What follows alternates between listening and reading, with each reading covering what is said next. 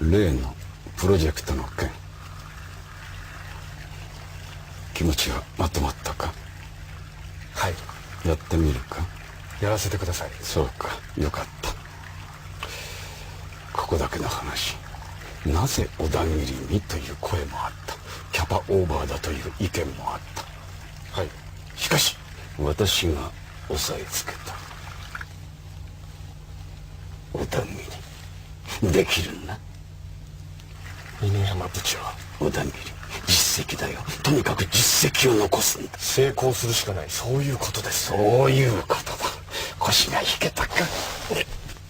武者震いします。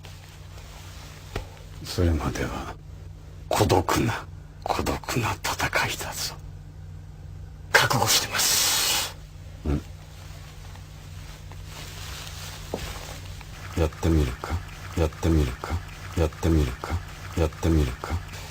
ここだけの話、ここだけの話、ここだけの話、ここだけの話。そういうことだ。そういうことだ。そういうことだ。そういうことだ。そういうことだ。